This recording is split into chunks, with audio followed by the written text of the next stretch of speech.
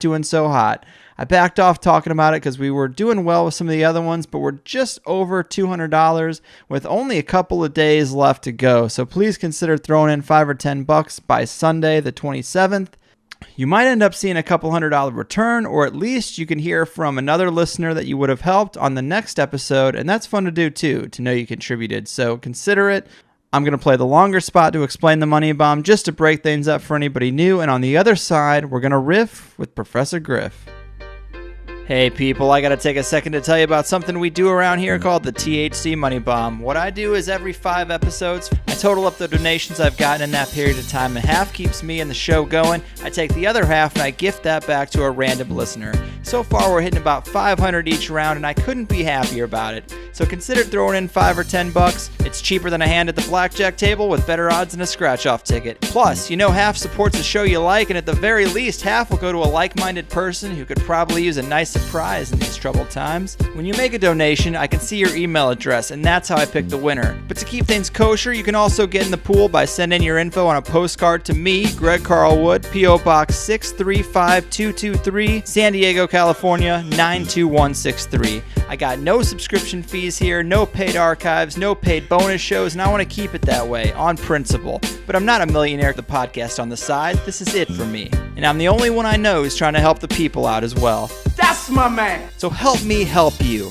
If you want to play along, go to thehighersidechats.com/donate and get in the game. Dollars, bitcoins, it's all good to me. And that's what we call the THC Money Bomb. Boom.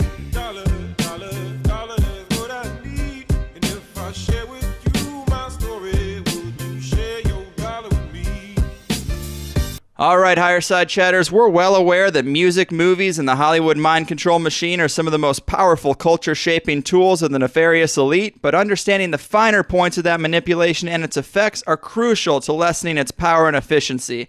Lucky for us, we have one of the most knowledgeable educators on these topics, having experienced these things personally from the inside out, and more importantly, have lived to tell the tale. One of the founding members of hip-hop icon Public Enemy, author of several books, including The Psychological Covert War on Hip-Hop.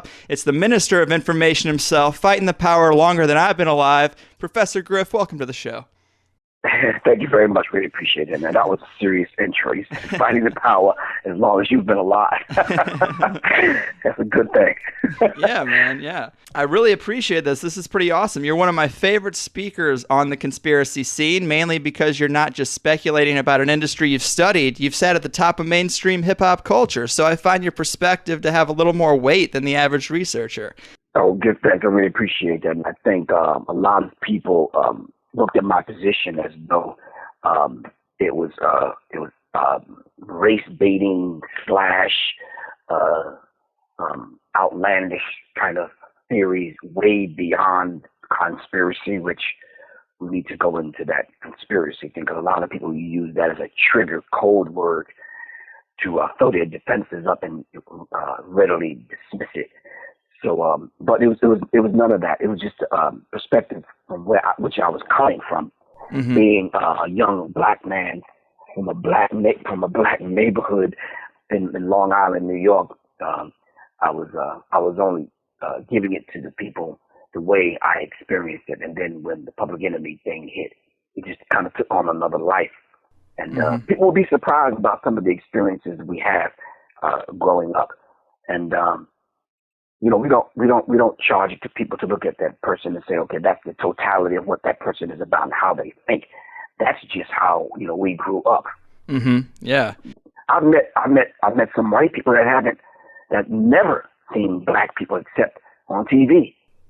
And then when they finally got a chance to meet some black people, they're like, wow, to hear those stories is mind numbing.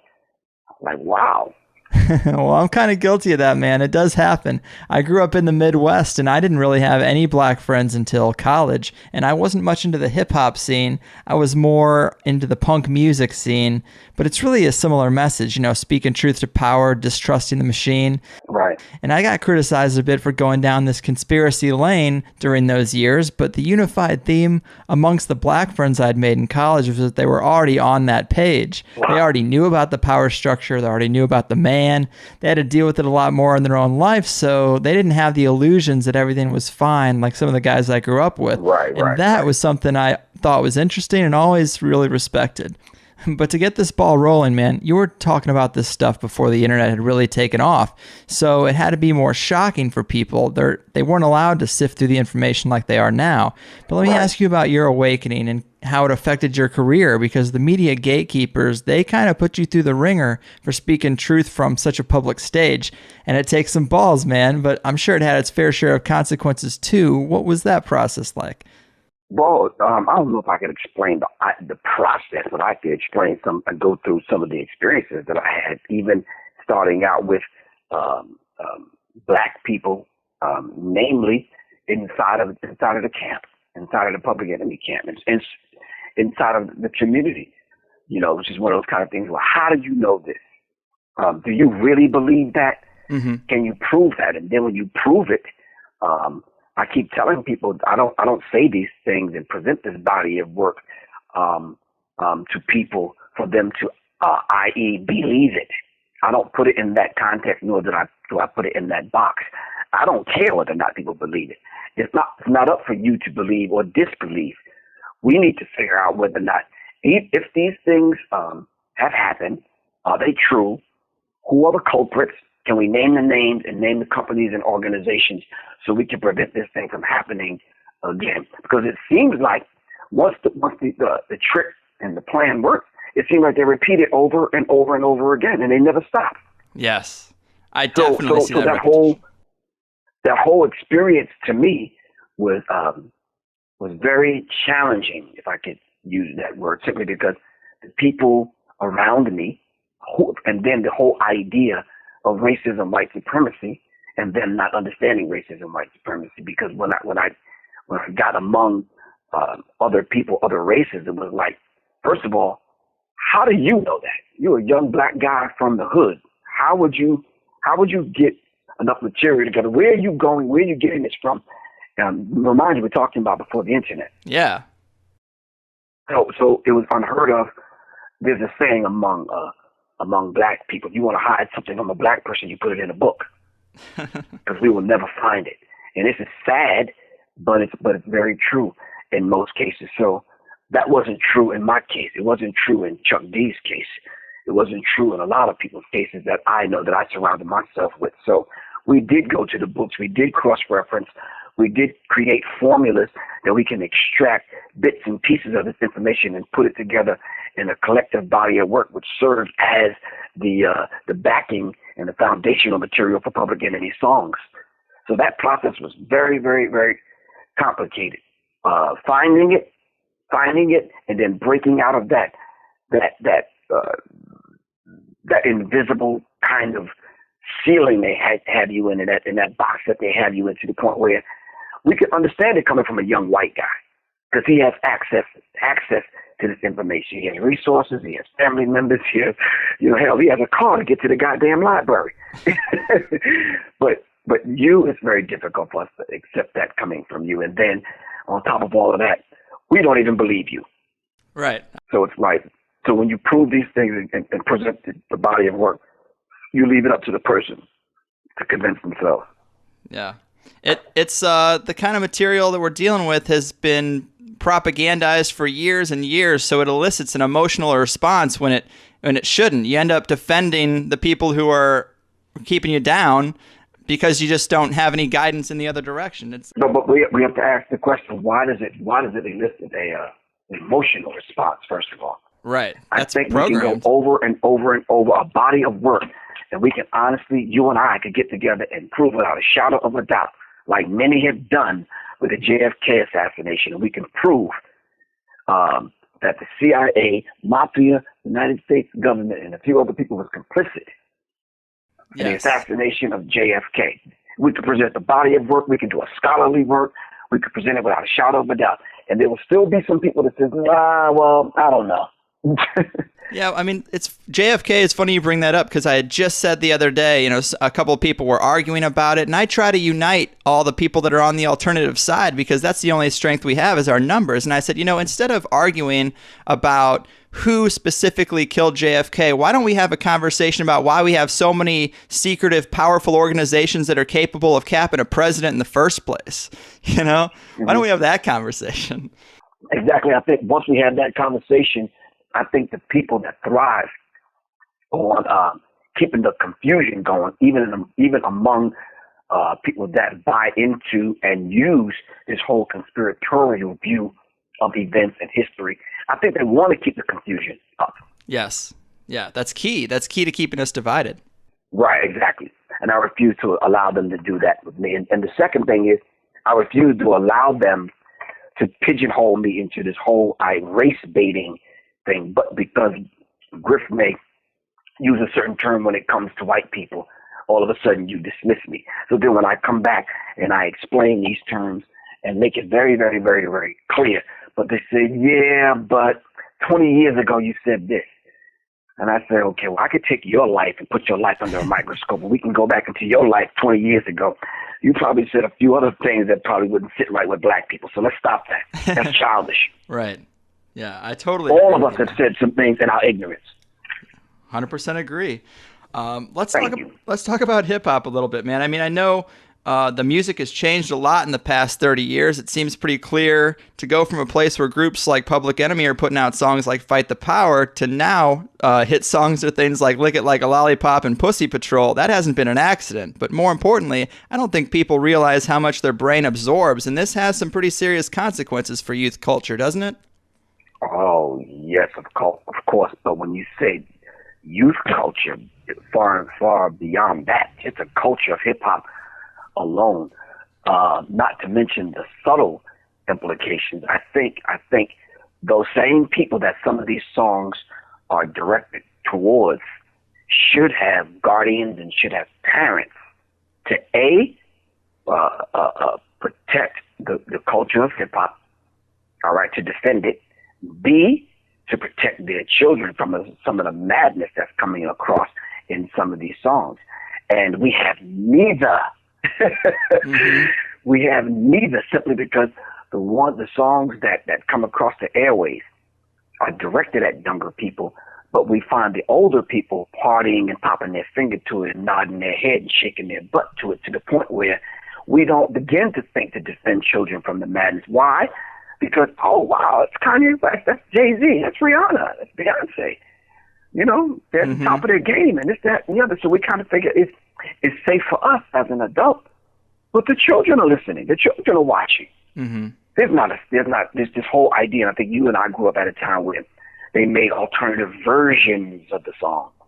Mm-hmm. Yeah. They don't make these versions anymore. I don't know if you've heard it, but when was the last time you heard a clean version of Pussy Patron?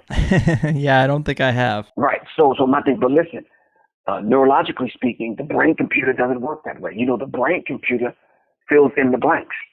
Mm-hmm. So you could have a song, and then you could turn the word backwards. The brain will turn it right back around. You could leave the word out. The brain will just fill it in. Oh, that is an interesting aspect to it, the subliminal. Oh, of course, because that's a trick that they play. If you study Stephen Jacobson's work, Mind Control in America, there are different techniques that they use, i.e. backward masking, where they turn the words around, and then the brain computer figures it out and turns it back around. Another technique is called double speak. Yes. This technique that George Bush used 8 years in the White House. You could be listening to a speech of his, and he's sounding like he's speaking English, but he's using a thing called double speak, and he's speaking right past your consciousness. Right. And then last but not least, they have these techniques where you could take the word, you could leave the word out, blank space there, and once that blank space is created, the brain, like the computer, locates a word and puts the word in its place. Right. Yeah, and it's not even a word that you would probably recognize. Or, for example, let me test you for a second. You ever heard of this drink? It came out with a drink called the Sobe, S-O-B-E. Have you ever seen it? Yes. What does Sobe mean? I don't know. You just admitted that you've heard of it and you've seen it, but yet you don't know what it means. So that word is stored in your brain somewhere, and when the brain needs it, it'll go get it and fill in the blank. And you don't even know what it means. Right. You've driven in a car called the Acura. What does Acura mean? Yeah, no idea. Listen, from this day forward, test yourself with this. And whoever hears this interview, I want them to test themselves. Let's stop using words that we don't know the definition of. Yeah, that let's seems see how smart. much we really know. Yeah. So when we see the bobbleheads on the alphabet gang, ABC, CBS, CNN, when we get the information from the DOD, Department of Defense, FBI, CIA, and the rest of these people, we'll know for sure what kind of agenda is coming across once they start using those words that we're familiar with and those words that we know the definition and the meaning of. Because I'm telling you, they're pulling this thing over on the vast majority of us who claim to be halfway smart. And we are losing when it comes to the children. This hip-hop, rap today, not hip-hop, because that stuff is not hip-hop, as you already know. Mm-hmm. There's a difference between rap and hip-hop. Hip-hop is who you are. Rap is something that you do. Yeah. I'm going to say that again real slow. Rap is something that you do. Hip-hop is something that you are. You and I are hip-hop. We don't have to claim it. We just be ourselves. Are you following me? Yeah. Yeah. Other people got to dress up in it and act it out. And what they end up doing is they marry this other stuff onto hip-hop. They marry pornography onto hip-hop, and it becomes hip-hop. They marry the street gang, criminal, jail, prison culture onto hip-hop, and it becomes hip-hop.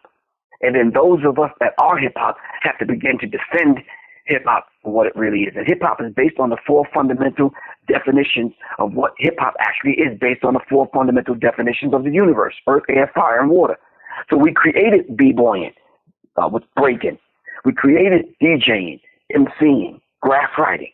And then last but not least, the fifth element is knowledge itself. This is what you and I are doing right now, having a conversation about hip-hop and dropping knowledge and understanding things. Yeah. Yeah, man, that's cool. I wanted to ask you, because you have lived in this for a while, and I wondered if you find it easier to identify that type of character assassination and marginalization that happens to performers when they're trying to expose the truth, kind of like what happened to you. Do you find it easier to identify it when it's happening to other people now because you've lived it? Wow, that's a very good question, a very interesting question, because I've seen it happen to other people, and I'm like, wow, it's the same exact thing they did to me. And then when I came back with my book, after getting thrown under the bus, after getting shot at, house burned down, poisoned, and a few other things, I survived it all, and I'm here. Yeah, good God. So when I put the information in my book to see whether or not these people are going to respond, they didn't even respond. And that's a technique that they use. They'll put the story out about you. They'll destroy you. They'll get your friends to work against you, hoping that either one of your friends will kill you, or you'll kill your damn self. And then if you survive all of that, you become insignificant. So they never expected me to walk across the stage to receive one of the highest honors in music, the Rock and Roll Hall of Fame. Yeah, I saw that. Congrats. They weren't planning on me being there. They had a picture up in the memory of Professor Griff, who contributed to the Public Enemy, legacy. And it's like, come on, man. Come on. But I'm here simply because, and this is going to sound strange to a lot of black people, I'm here simply because there were some very strong and intelligent young white guys who said, now, wait a minute, above and beyond Professor Griff's growing up in a black neighborhood, not really having connection and communication with white people, what he's actually saying is actually true. Mm-hmm. Beyond some of the things that we think may be kind of racial, what he's actually saying is true. Yeah. You understand what I'm saying? So when I wrote my book, Analytics, one of the first things I put in there was when I was a child, I spoke as a child. And now that I'm a grown man, I put away childish things. Let's put all the race stuff aside and let's deal with what this thing really, really, truly is. I know and understand, mind you, I'm not using the word belief, that the same people that orchestrated the assassination of Malcolm X, or orchestrated the assassination of Dr. Martin Luther King, orchestrated the assassination of both Kennedy boys, orchestrated the attempted assassination of Reagan. Right. You understand what I'm saying? It was the same ones responsible and in cahoots with the same people that brought the towers down in New York.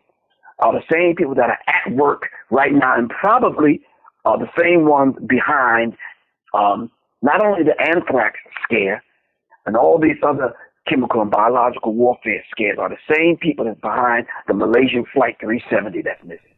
Mm-hmm. Yeah, I have a theory, kind of, that if you can see it on every news channel, if you can walk into a grocery store and bring up the topic to the cashier, then it's probably not a real story. If everybody knows about it, they're shoving it down your throat. Yep, and it's something that they want you to believe, not something that they proved to you, and you've made your own conclusion. They've given you your conclusion. Mm-hmm. Yeah, I totally agree, man. Let me ask you about an example of that marginalization, because I'm a huge fan of stand-up comedy, and a recent example of this kind of marginalization, I'm sure you'd agree, was Cat Williams. I mean, not only is the guy super funny, but he would weave messages of empowerment and positivity into his material, which of course the powers that be don't want you to do. But he also would hint at some of the things he was exposed to as the Hollywood elite started to let him into their realm, which is also off limits. And as a consequence, he's been marginalized in a big way, put through the ringer. I mean, do you think that's a pretty fair assessment of what's happened to him?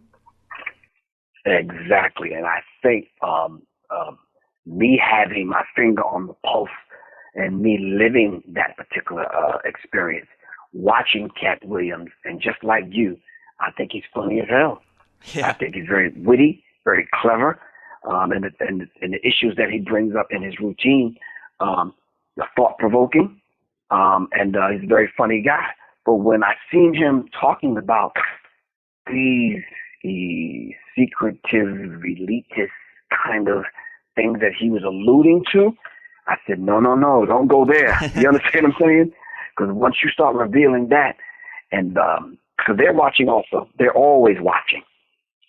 Once you start going there, then they will, they'll kind of marginalize you, shut you down, control you. And they do it in subtle ways. They'll offer you a television show or a reality show. Yeah. You know?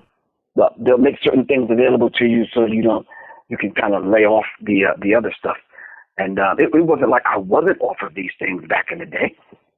You understand what I'm saying? But right. I think what they tried to do and attempted to do to kind of quail or quiet it down via the record company. But I was never signed to Def Jam. And I don't think people know that. Yeah, I didn't know that. That was like a bullet point on my Professor Griff 101, I thought. No, I was never signed to Def Jam. Chuck D and Flavor Flav was signed to Def Jam. Me and Terminator X, our contract was with Public Enemy Live. You understand what I'm saying? Yeah, that makes all the difference, because Def Jam is at the head of a lot of trouble. Right, exactly. So when it came to the whole idea of who is this Professor Griff guy speaking up and speaking out, he's not even part of the group. He's a stage prop. He's this, that, and the other. And this is how I was getting talked about. Mm-hmm. And the only thing I wanted at that time was for those around me that knew the truth to just stand up. You don't have to defend me. Defend the truth. Yeah. So I think the situation with Cat Williams is very obvious. So soon as Professor Griff connected the dots, and I put it out there, listen, they're going to come after Cat Williams. They're going to do X, Y, and Z. And sure enough, it left my lips. No more than 3 to 6 months later, we started seeing Cat Williams on the news. Mm-hmm. Yeah, getting in fights with people in Walmarts, all kinds of... Right. Exactly. And there's a movie. I'm sure you've seen it. It's called Brotherhood of the Bell. Brotherhood of the Bell, yeah. Brotherhood of the Bell. The same exact thing happened to that gentleman. As soon as he started revealing some of the secrets, these minor things started happening to him in his home, in his workplace, and other places. And we look at it like, that's just a coincidence. No, it's not. These people orchestrate these things.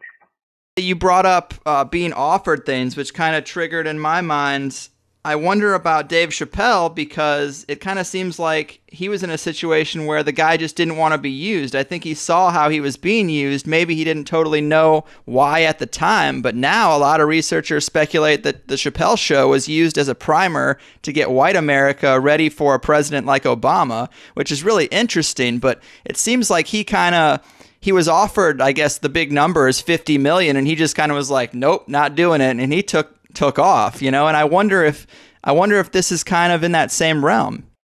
Well, I know it is, because you have to understand something. They operate on both sides, and we have to stop looking at like they're one dimensional. Mm-hmm. And they're absolutely not one dimensional. When they operate on both sides, and they control and manipulate both sides, and this is how we have to begin to approach understanding what these people do. So on one hand, they're the ones that's offering Dave Chappelle the money. At the second hand, they're the ones that's dictating to Dave Chappelle on what to do. Now, when he says, no, I don't want to do it, they're the same ones that's orchestrating his exit, because they still want to control him even after the Africa trip. Yeah. You understand? Listen, they're in this for the long haul. They don't do this just for the weekend or lunch break. They have to manipulate and control the entire situation, rather. Right. They are infinitely patient, which is one of the really frustrating things about it, because life is so short. And whereas you and I would forget after a weekend. If I got into an argument last Friday with you at the bar or at the club, a couple of weeks go by, man, I see you again, man. I'm sorry about that. I was a little tipsy, blah, blah, blah, blah. We can give each other a hug and go on about our business.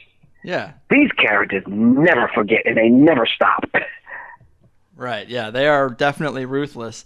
And, since I have a genuine person from the music industry here, I've got to ask you about this way the Hollywood mind control machine works, because so many people talk about these celebrities and artists, and you hear things about this $21 million club, this idea that artists will reach a certain height in their career, and then some will be given a choice to reach the heights of fame and fortune in exchange for like a blood sacrifice and an oath of loyalty. Do you see this as a major method of getting artists to play ball?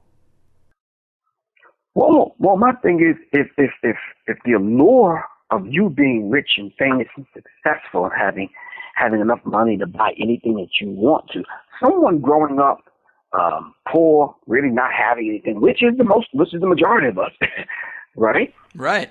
The lure of living this kind of life is attractive to any one of us.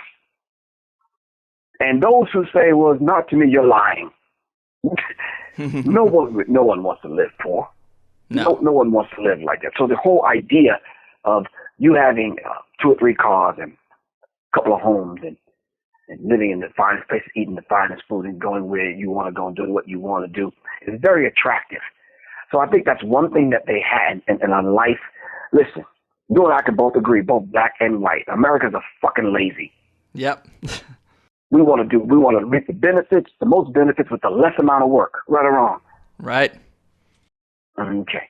So then, in understanding that they know exactly how to lure you in to try to give you those finer things in life that will attract you, and you fall for it hook, line, and sinker, because you're operating from your lower energy centers. You want your urges and your desires met. These people have enough money and power to have your wildest fantasies and dreams come true. People that have put themselves together and put themselves in a position that can do that, oh yeah, they have a lot of power over the average person. A lot of power.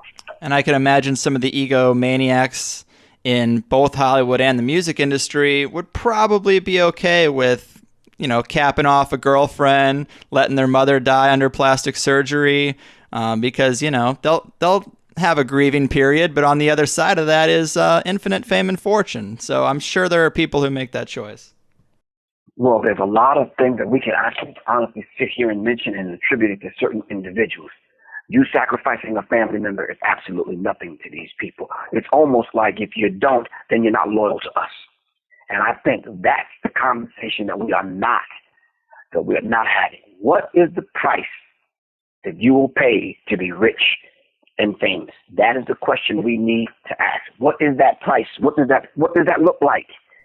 Right. You understand what I'm saying? What price would you pay? And my thing is, we don't know these particular individuals. Some of us may allow our mom to get sacrificed. Some of us will allow our girlfriends and wives to get sacrificed. And we need to understand that. But my thing is, I don't want people to think that these people are beyond this. They're not. Right. They're not. You and I both know, personally speaking, what our threshold is. And there's just certain things I am not going to do. And unfortunately, or fortunately or unfortunately, one of mine was the fact that I am not going to apologize for the truth.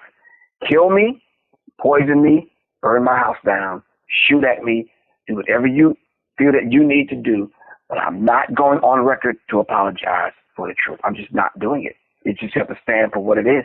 And, other people around me have taken it, and of course, they probably live a better life. I'm just not apologizing for the truth. The truth is a lot larger than Griff. Mm-hmm. And I can't apologize for the truth. Yeah, man. Well said. Well said. Amen. Let me ask you about another dark rumor of the music industry. They talk about, a lot of researchers and guests that I've had will talk about the importance of occult magic and satanic rituals performed in secret surrounding the release of like a chosen album. And I've heard people suggest that some of these albums are engineered to be hits and they're first laid upon the altar and embedded with demonic energy, the ashes of children played during orgies, all this sort of weird stuff that's going on in the shadows. I mean, have you found any truth to that at all? Oh, wow. So much truth to that. Some people have actually admitted to me in private, which I can't mention their names. Of course. Have admitted to me in private the whole idea of black and white magic being performed on a high scale, dealing with frequencies and vibrations and the spirit realm. And, leaving some of those conversations and saying to myself, okay, well, I don't do the belief thing. So let me see whether or not if this kind of stuff actually is true and actually works. And I say to myself, I sit back and I watch that some of these people that have obviously took the oath. I just say to myself, have taken the oath rather. I say to myself, okay, well, let me listen to the song. I listen to the song, and the song really doesn't move me in that kind of way. But 2 weeks later, the constant repetition, 13, 14 times, a day. Mm-hmm. The video is played, the song is played. That person shows up in a commercial, in a magazine, in the next, Tyler Perry movie that comes out, and a few other things that go on. You see this person over and over. It reinforces it. All of a sudden, now you're walking through Walmart and you're humming a song. How does that happen? Yeah, man. I hear you. They get me with that same kind of stuff. Right. We have to start to look at that and say, wait a minute. How did they pull that off? 2 weeks ago, I ain't even liked the damn song. Yeah, man. That's so true. And when you look at like the Super Bowl and the Grammys, you look at some of these halftime performances, these big performances, they're full of weird ritual and symbolic messages. But it's clear to see that, but it's hard to define what the effects of that would be. Well, it's easy to see it's easy to see the effects. The thing is, it's harder to attribute those effects to those particular rituals. Yes, well said. For example, we just talked about that, the frequencies. Well, in setting up the altars. Well, John Todd talked about that, and as I speak about that in my book, The Psychological Covert War on Hip Hop, to this day they can't find John Todd's body. And he was the one that said, no, they do have altars set up in record companies, in the basement of the record company. They do perform black and white magic. And they do go through these satanic kind of rituals over the music. And they are responsible for putting these low vibratory frequencies in the music. They do put these images out there to the point where they make it very fashionable to wear these things. And they try to invoke the spirit of the Baphomet, these evil demonic entities. So these people know exactly what they're doing. Guess what? It's those of us that see them doing this, we're uneducated and we don't know what they're doing, so we write it off as entertainment. And when we write it off as entertainment, your cultural defense mechanism is down. Your cultural guard is down. And once your cultural guard is down, then it's like, well, listen, you said you were into punk? Yep. Okay, when did the demonic frequency enter punk to the point where it started demonizing punk rock? That's an interesting question. They definitely took the teeth out of that aggression. I felt like I kind of grew out of it, but there was a change. In the mid-'90s, probably around the same time they were changing hip-hop, punk music got neutered, and they started calling it pop punk and emo and blurred those lines, and all the songs were heartbreak and relationship bullshit, but it was never about anything important. Okay, a minute ago, it wasn't about that. It wasn't about that a minute ago with punk. Punk was aggressive, hardcore. You understand what I'm saying? Right, yeah. And they definitely made it popular in the late 90s. Bands like Newfound Glory and Taking Back Sunday, they would say they were punk, but all their songs were just about crying over some girl, and that's not what punk music was about. Exactly. What they did was they shifted the entire paradigm of punk to soften you up to the point where you weren't aggressive anymore. Then they introduced a certain drug. Then they introduced a certain thing that you had to wear and the way you had to be in order to even enter into that punk scene. Yeah, man. Or the realm of punk. Totally a parallel trajectory to hip-hop, it seems. Exactly. And then you found yourself a hardcore punk head. You know what I'm saying? You found yourself at a fucking Backstreet Boys concert and NSYNC concert fucking dancing. Yes, you did. Oh, that's funny, man. Because they pulled it over on you, and it worked. Yeah, it did for quite a while.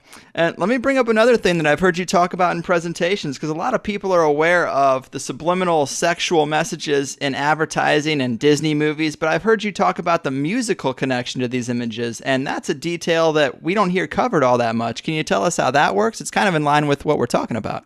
Well, in studying subliminal ads, studying corporate ads, studying the techniques that they use to get people, the unsuspecting masses of the people, to participate in advancing their cause, not ours, because their cause is hidden inside of the subliminal messages, and we carry it out like automatons.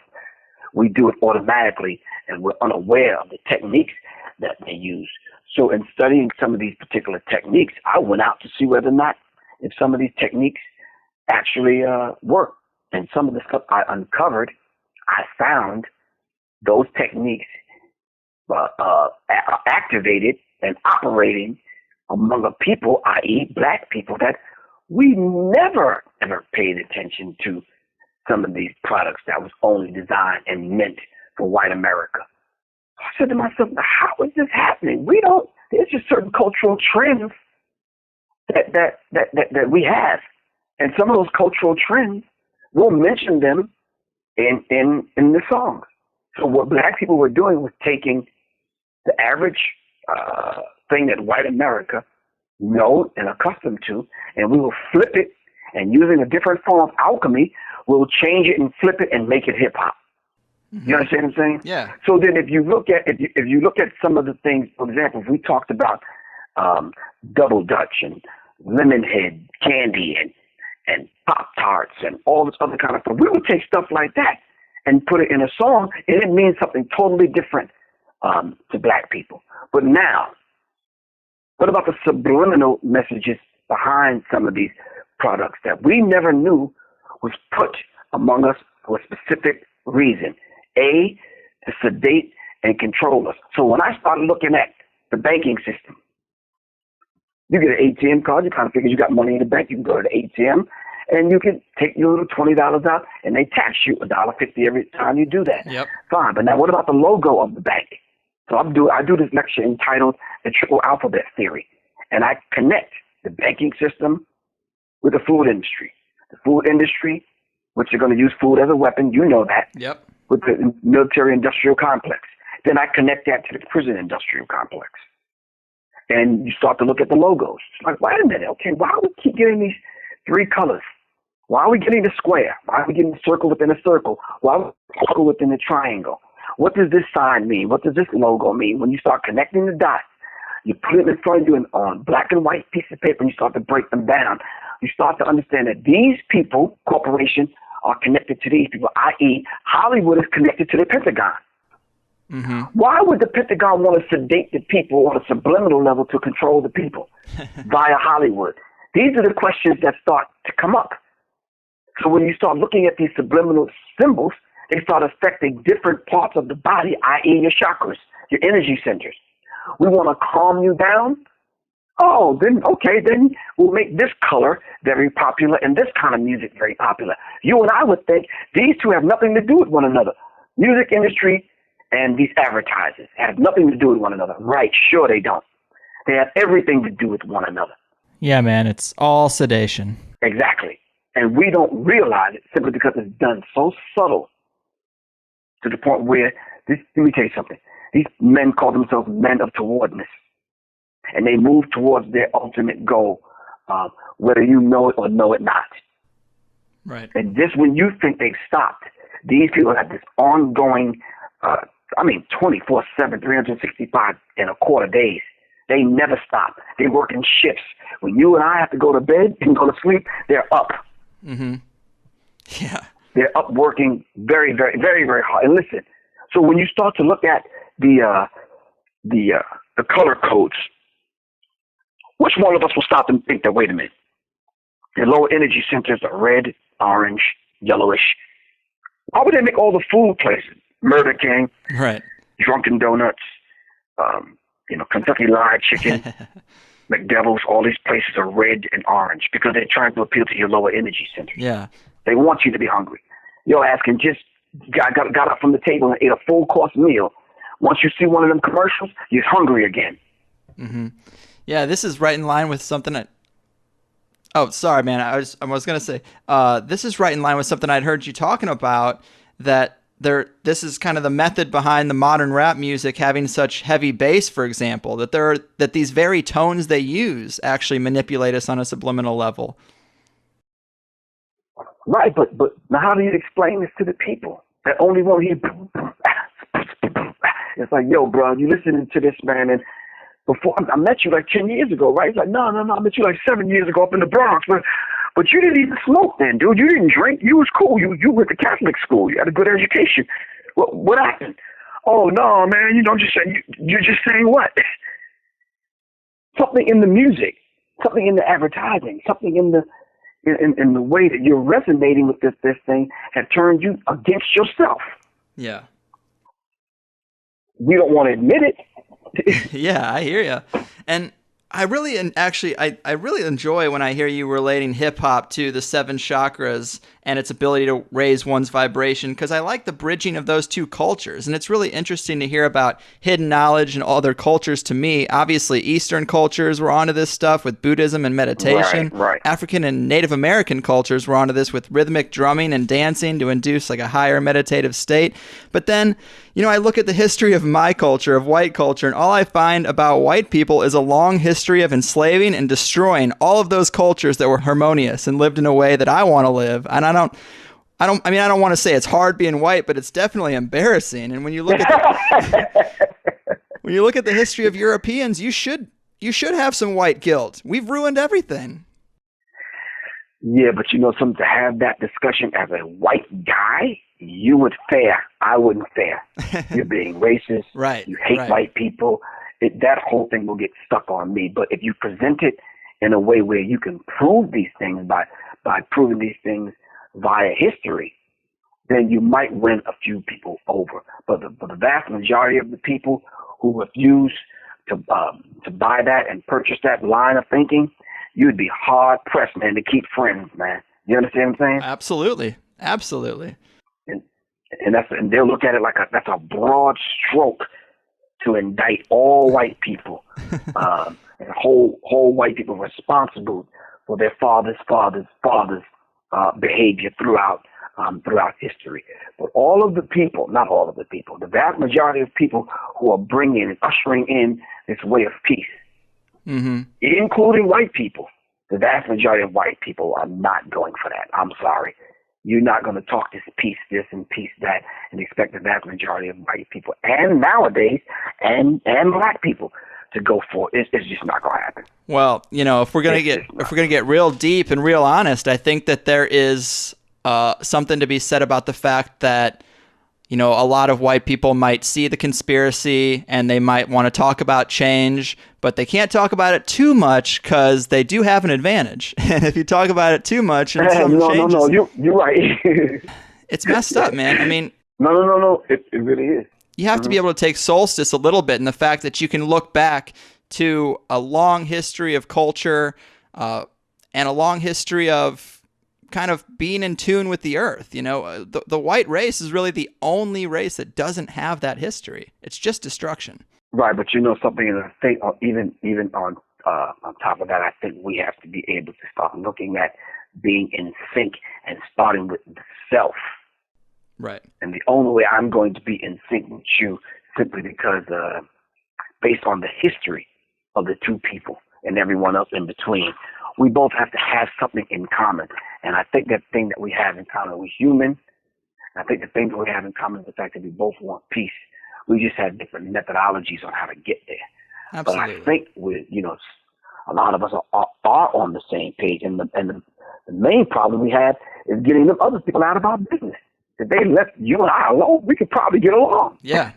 You and I being representative of the black and the white races, we would probably get along. Absolutely. We get along at the raves. We get along at the party. We get along at the club. We get along.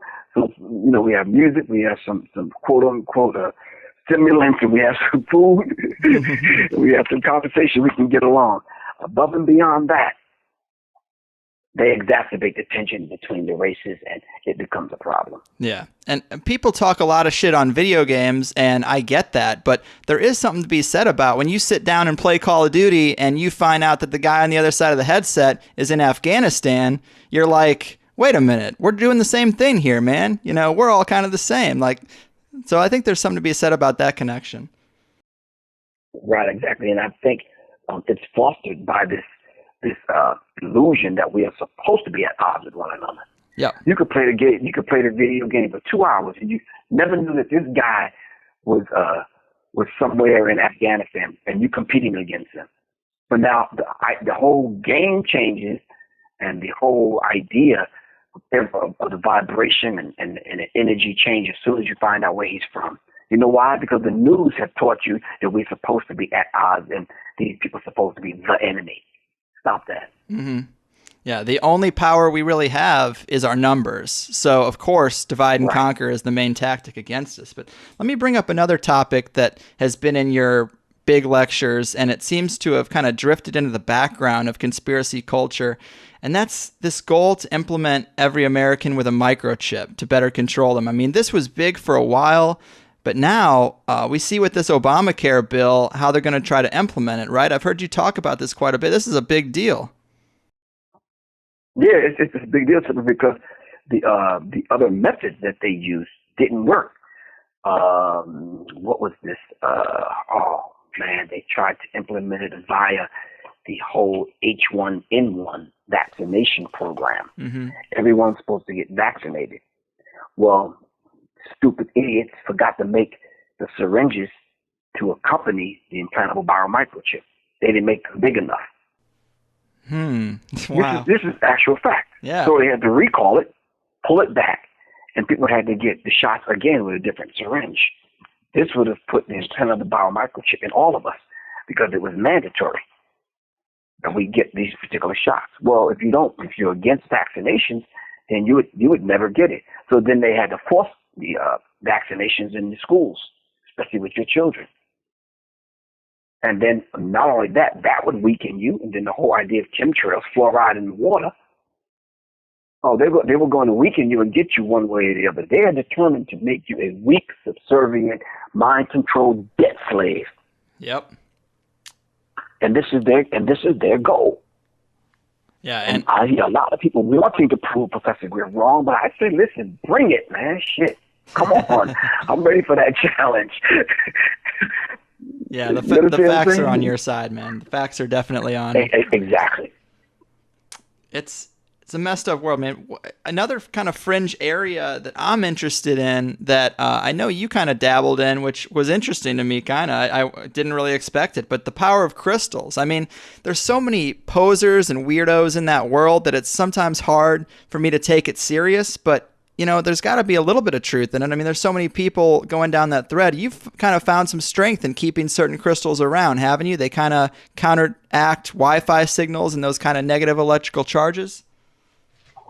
Exactly, and I do it every day. But it's just one of those things that I've shifted my gears on, and I just really stopped talking about it in my lecture because I found that it brought the weirdos out. They started talking spooky to the point where they made it seem like what I was saying was extra spooky. And I'm like, no, this is ancient science, and this is very real. This is very real. So diodes and certain crystals to do certain things to protect your energy center, to protect your aura, elevate your 6th, 7th, and 8th sense, stimulate your 12 melanated centers. And then when you start to get into the science of the crystals, it's only for a few, bro. It's not for all of us, because the average person is going to write it off like, and then the sad part about it, the average person already have the crystal in the phone. They already have the crystal in their earrings or their ring they're wearing on their finger or their necklace, but they just don't understand the properties of it. Yeah. Its benefits. That's a good point. Yeah. So it's up to us, those of us that, and it's not, so I keep telling people, it's not something you have to believe. Mm-hmm. It's what it is. It is what it is. Yeah, man. I mean, and it is so obvious that this attack is so multifaceted. Fluoride, chemtrails, microchips. Right, exactly. I mean, it's so multifaceted, and we really have to get on the same page because, like I said, our biggest advantage is our numbers. And if the elite can kind of convince the public that the economy sucks because Mexicans are crossing the border, or it's a dangerous world because all the Muslims are terrorists, these are the first illusions we got to be able to see through. Because if we're ever going to overcome this, I mean, recently they actually put out a bunch of stories trying to reignite more black-white rage with Trayvon Martin and that kind of thing. Right. But I think the majority of people are starting to see through that, and they're not really taking that bait. Do you think that's kind of true? Well, so there was about 3 or 4 movies that came out that tried to re-stimulate black people into that kind of mindset and into that kind of spirit. Once again, we have to rah, rah, rah, and fan the flames of the campaign to hate Whitey, kill Whitey. So we'll put out the Django, and then they put out 12 Years a Slave, and some of these, The Butler, and some of these other movies. And it's like we want to re-stimulate black people to think that, back to the whole slavery thing. And during that period, the tensions were exacerbated once again, and we have to set us back to that period where we're so far beyond that period. You understand what I'm saying? As far as the relationships are concerned. But leave it up to these people. They'll green light these movies. Mm-hmm. And then when the award show comes around, it's the best actor, the best this, the best picture, the best whatever. And we will think, well, damn, that's the agenda. Mm-hmm. So I guess I should be thinking like that. Let me become a slave again. Let me just tear off my fucking clothes and wear chains around my neck and wrists and ankles. I guess that's the sentiment. That's the spirit, and it's not. Wow, you know what? I never thought about the subliminal imagery of, a lot of the rap artists. They're shirtless. They're wearing a big chain.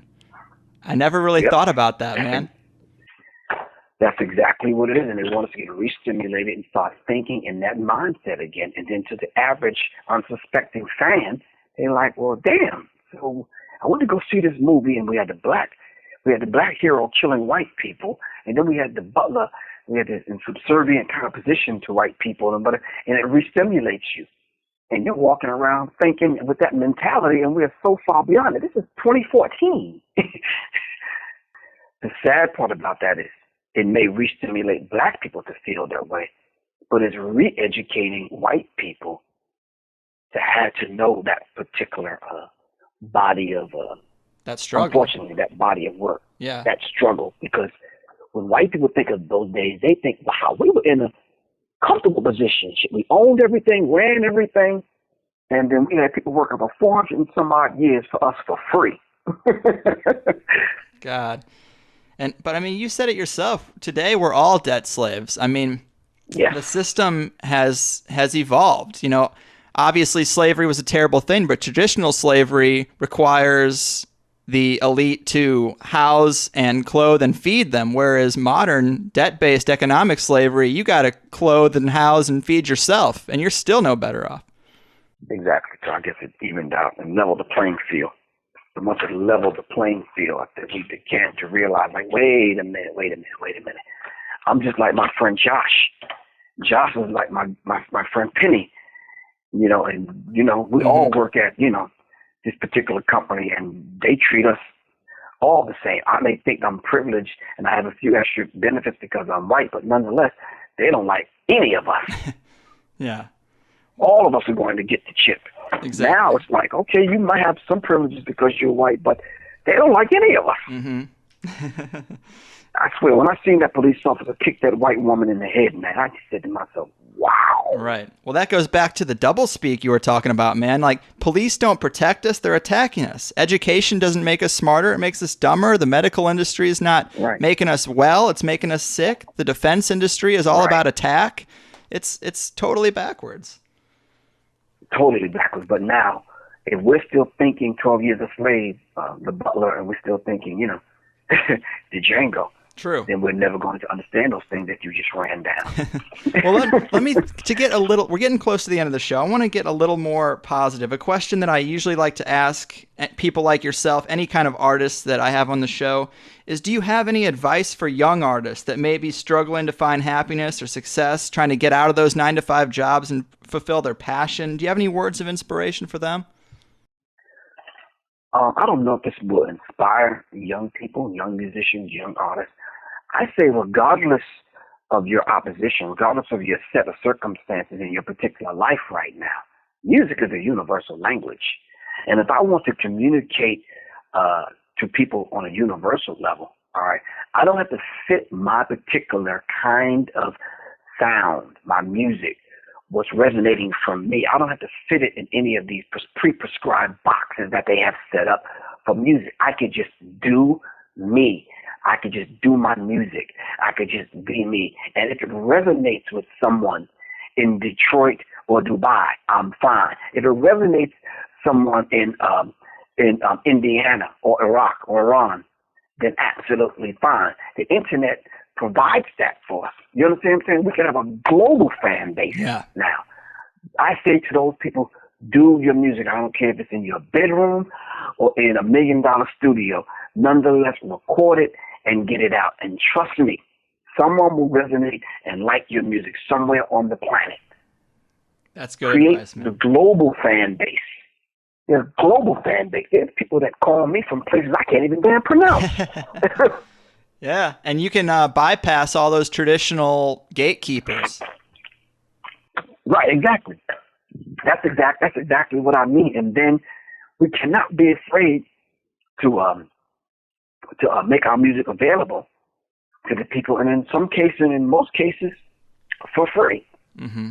If someone wants to purchase a collective body of work, i.e., your CD, or i.e., you want to be able to download it on your phone, and that's the sad part about this, because now the phone companies and the communication companies are now the record companies. Yeah. T-Mobile and AT&T are now the record companies. Consolidation of power. Exactly, and the same people that control the AT&Ts control what's left of the music industry, what's left of the film industry.